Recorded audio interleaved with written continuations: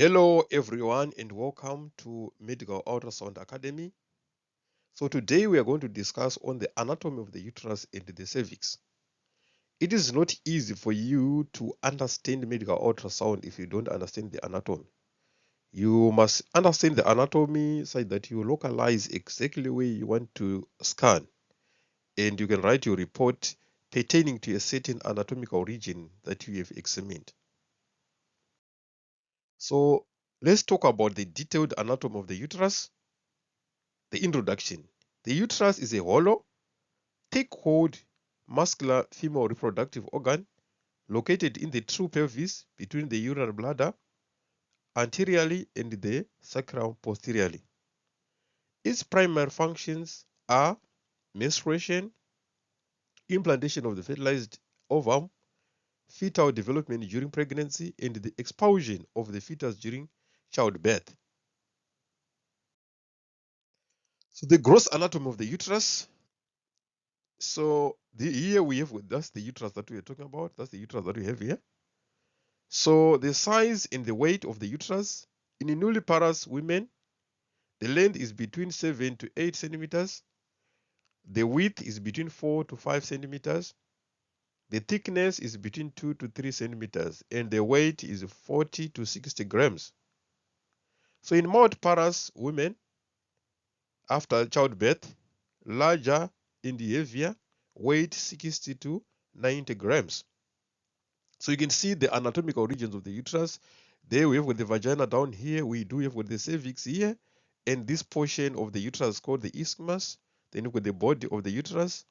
Then we have the endometrium. Then you've got the ovaries, the fallopian tubes, and the fundus there.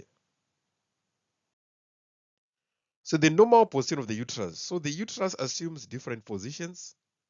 So the normal uterus is anteverted, which is the long axis of the cervix, forms an angle of approximately 90 degrees with the vagina. So this is the anteverted uterus. You see this one? That's the normal uterus there. That's the normal position of the uterus. The anteflexed body of the uterus bends over the bladder. So the anteflexion is this one. So those are the most common positions of the uterus. The most common is anteverted. Then also with the anteflexion. So we can also have got a retroverted uterus. So you see, this is the uterus that's slightly tilting towards the back, and then we have got the retroflexed uterus that is completely tilting towards the back like that. So these are the anatomical positions of the uterus. So the position of the uterus is not a pathology itself. It is just the positions which are variable and different. Anteverted uterus, retroverted uterus, undeflected uterus bending more forward toward the bladder there, and then the retroflexed bending towards the backward, like that. So the normal position, anteverted and anteflexed positions. Now let's discuss about the parts of the uterus itself.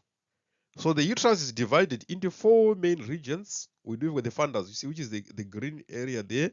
That's the fundus of the uterus, or the upper part of the uterus, the dome-shaped superior portion located above the opening of the fallopian tubes. So you can see the fallopian tubes there. So it's up there. So the fallopian tubes there, the fallopian tubes there, the fallopian tubes there.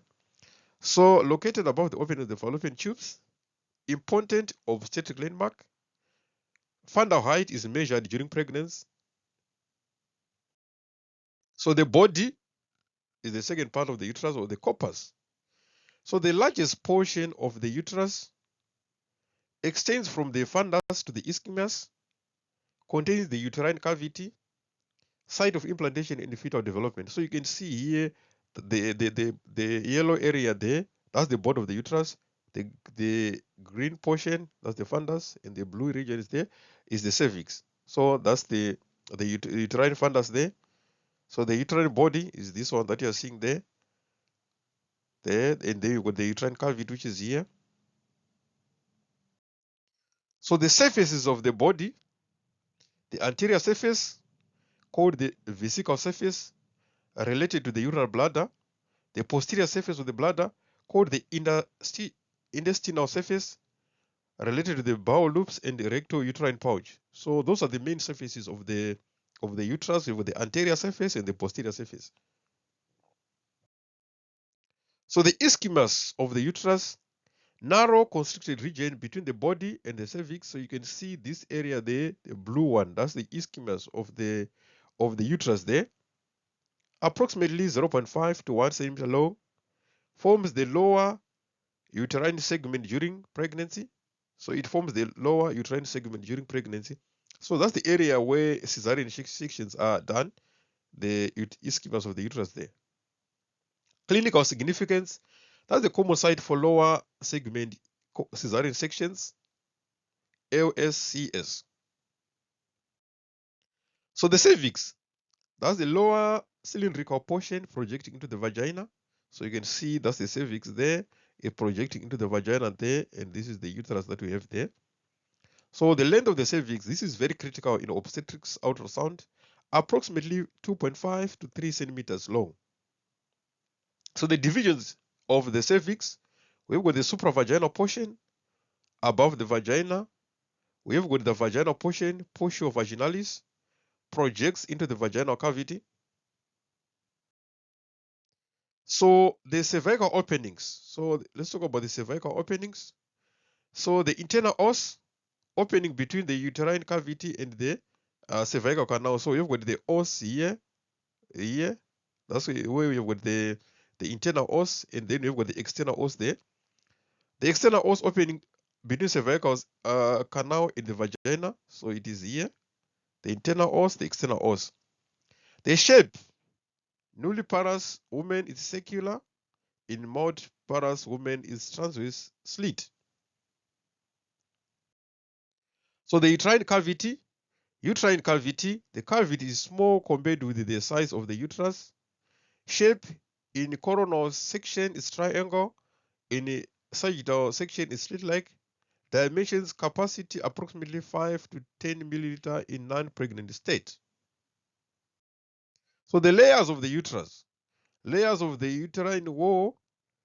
The uterine wall consists of 3 layers. The endometrium, innermost mucosal layer, which is with the histological layers, which are the functional layer, which is called the stratum functionalis, undergoes cyclical changes during menstrual cycles, shed during menstrual cycle. We've got the basal layer, which is the stratum basalis, remains after menstruation, regenerates a functional layer. So this is the fundus of the uterus. These are the layers of the uterus. We've got the endometrium here with its 2 layers, the functional layer and the basal layer. Then we do have got the myometrium here, that's the myometrium, and the outer layer, that's the perimetrium. So what is the function? This site of the implantation and supports the embryonic development. That's the endometrium. So the myometrium, middle muscle layer, composition, smooth muscle fibers, blood vessels, connective tissue, arrangements, outer longitudinal layer, middle oblique layer, rich in blood vessels, called the living ligature during childbirth. In circular layer, function, the inner circular layer, responsible for uterine contractions, important during labor and postpartum hemostasis. So the perimetrium, that's the outer serosal layer, derived from the periosteum, covers most of the uterus except portion of the cervix. Supports of the uterus, these are very critical. When you have got the uterine prolapse, it is because of these supports which will be weak. Supports of the uterus is maintained in position by muscular and ligamentous supports. Primary supports with the pelvic diaphragm consists mainly of the levator and muscles, the coccygeal muscles. They provide major support. So you can see here we do have got some of the supports of the uterus. The vagina is here. Then you've got the uterosacral ligament, which is this one. Then we've got the cardinal ligament, which is this one. You've got the ovarian ligament, which is this one. Then you've got the round ligament, which is this one. the broader ligament, which is this all portion. That's the broader ligament. Then we have got the suspensory ligaments there. Then you've got the mesosalpinx there and the mesovarium. So these are part of the supports of the uterus. So the endopelvic fascia provides connective tissue support. So the fibromuscular ligaments, we've got the cardinal transverse cervical ligament, which is the strongest support, which extends from the cervix to the lateral pelvic wall. We do have got the uterosacral ligament, extends from the cervix to the sacrum. We also have got the pubocervical ligament, extends from the cervix to the pubic bone.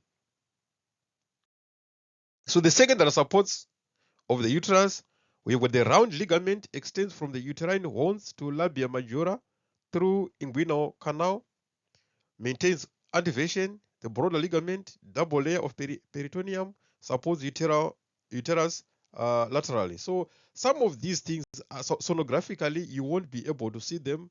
They will not be very much visible. So this is just the anatomy that you have to appreciate where we are coming from in deriving everything from. So the blood supply of the uterus. So blood supply, arterial supply. We have got the uterine artery, main arterial supply, the branch of the internal iliac artery. We also additionally supply, which is the ovarian artery and the vaginal artery. So this is the arterial supply. You've got the vaginal artery that we have there, which is part of the hypogastric artery. Then you've got the uterine artery also here, that is going like that. So that's the uterine artery there, the branch. Then you have the branches to the tube. Then you got the ovarian arteries there, which are also supplying the uterus. Then we do have got the branches from the cervix like that. So this is essentially the blood supply of the uterus. So the venous drainage of the uterus, venous drainage, uterine venous plexus, which drains into the internal iliac veins. So we have got this. This is the the venous drainage of the uterus, which drains into the internal iliac veins.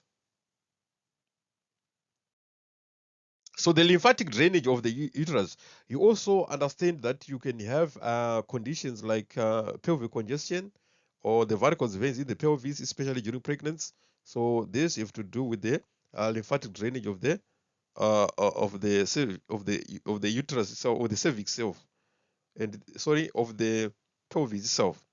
So the lymphatic drainage, the fundus drains to para-aortic lumbar nodes. Some drainage follows around ligament to superficial inguinal nodes. The body drains mainly to external iliac nodes. So here we have got the para-aortic nodes. So we have got the para-aortic nodes there. We have got the common iliac, and then you've got the external iliac.